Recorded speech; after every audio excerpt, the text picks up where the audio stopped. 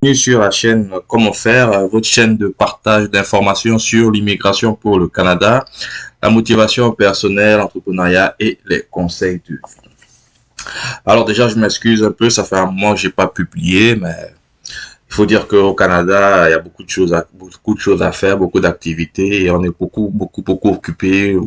Vous allez le comprendre une fois que vous serez ici au Canada et vous allez vivre aussi ces réalités. Sans plus tarder, comme je vous l'ai dit, comme vous pouvez le voir dans l'annonce de la vidéo, bonne nouvelle, bonne nouvelle, bonne nouvelle. Alors, le Canada, c'est un pays extraordinaire où les dirigeants œuvrent pour le bien-être des citoyens, œuvrent pour l'économie du pays afin que le pays soit toujours prospère parmi les nations. Alors, comme vous pouvez le voir là, je vais juste vous montrer quelque chose et puis on va commenter, du moins je vais essayer de lire quelque chose et puis par la suite je vais vous inviter naturellement comme d'habitude à aller faire des recherches en profondeur. Alors la bonne nouvelle ici, j'avais déjà fait une vidéo par le passé pour parler de ça, mais pourquoi je reviens sur cette sur cette information, parce que il y a eu une update, il y a eu une mise à jour et la mise à jour elle est quand même importante et donc il fallait que je fasse cette vidéo pour partager maximum cette information. Alors sans plus tarder, voilà, vous l'avez compris, ici c'est la politique d'intérêt public permettant à certains visiteurs au Canada de présenter une demande de permis de travail à un employeur donné. C'est dit, voilà. Quand on sait que pour immigrer au Canada c'est compliqué, ça il faut le dire, la procédure est quand même assez longue et assez compliquée. Mais là, c'est une porte qui s'ouvre, c'est une autre porte qui s'ouvre d'immigration. Alors, c'est vrai, elle n'est pas si facile que ça, mais néanmoins, ça reste une option à envisager pour ceux et celles qui voudront bien la saisir. Alors, on va lire de quoi il s'agit ici. Vous allez voir ici, la présente instruction s'applique aux employés d'IRCC. Comme les demandeurs ne peuvent pas soumettre leur demande à un point d'entrée, les instructions ne s'appliquent pas aux agents de services frontaliers. Alors, une politique d'intérêt public temporaire a été publiée pour permettre à certains résidents temporaires au Canada de demander un permis de travail depuis le Canada. Alors, il faut comprendre ici que le résident temporaire au Canada n'est rien d'autre qu'un visiteur. Alors, voilà, quelqu'un qui vient ici en visite, c'est un résident temporaire au Canada. Donc, c'est le permis du moins, c'est le visa visiteur, ok. Demander un permis de travail au Canada.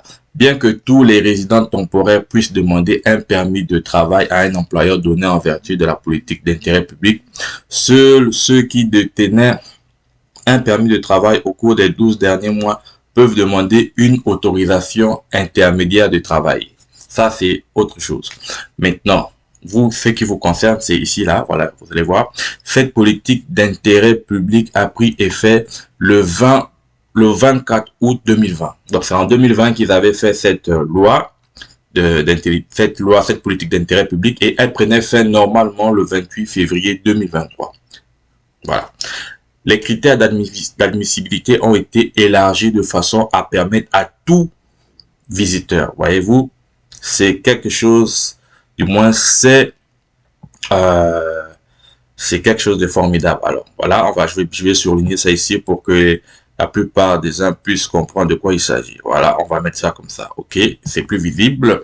Les critères d'admissibilité ont été élargis de façon à permettre à tous les visiteurs qui se trouvent actuellement au Canada et qui détiennent un statut de résident temporaire valide de présenter une demande depuis le Canada afin d'obtenir un permis de travail lié à un employeur donné.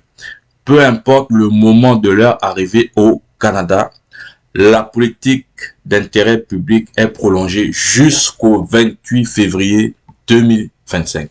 Ça veut dire, les amis, en d'autres termes, si tu foules le sol canadien en tant que visiteur, du moins avant la date du 28 février 2025, et que tu trouves un employeur qui veut bien t'employer, eh bien, tu pourras travailler au Canada, tu pourras faire ta demande de permis de travail en étant sur le sol canadien. C'est une information capitale. Pourquoi? Parce que fait en temps normal, c'est quelque chose de difficile. Pourquoi? Parce que un employeur, quand tu te présentes face à lui, dès que tu es visiteur, il ne va même pas t'écouter, il va pas te donner l'opportunité de travailler. Tu vois?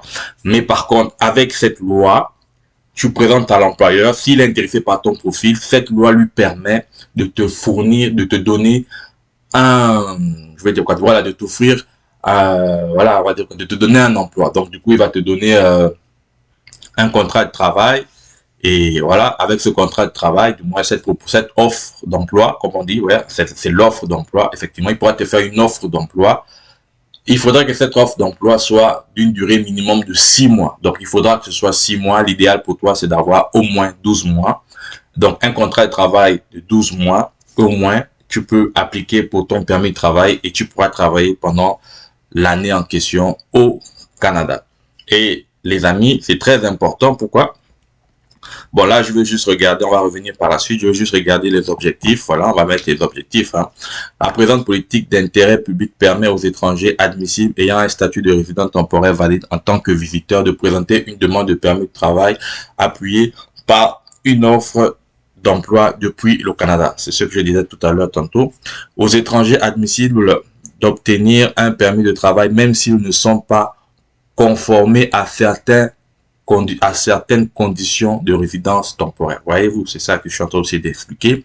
Et aux anciens travailleurs étrangers temporaires admissibles de travailler pendant le traitement de leur demande de permis de travail. C'est simple, les amis.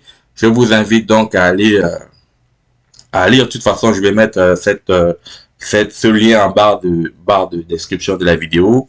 Ainsi, vous pourrez aller lire en profondeur de quoi il s'agit et voir si c'est une opportunité pour vous ou pas. Voilà, à saisir. Voilà, moi, je fais ma part du boulot, c'est vous présenter l'information. Et votre part du boulot à vous, c'est aussi d'aller vous cultiver, d'aller faire des recherches personnelles pour pouvoir profiler votre approche. Alors, on va lire juste, je vais m'arrêter par lire les critères. Ok, critères de recevabilité des visiteurs pour la demande d'un permis de travail lié à un employeur donné. Je vais expliquer aussi un peu tout à l'heure. Alors, on dit l'étranger se trouve au Canada au titre d'un statut de résident temporaire valide hein, en tant que visiteur. Voilà, c'est ça un peu. Patati patata.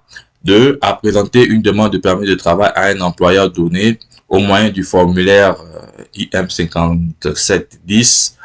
Demande pour modifier les conditions de séjour, proroger le séjour ou demeurer au Canada comme travailleur. Voilà ce que je dis. Donc, vous allez prendre ce formulaire, mais il faut d'abord avoir une offre d'emploi. Vous prenez ce formulaire, vous le remplissez et vous soumettez votre demande.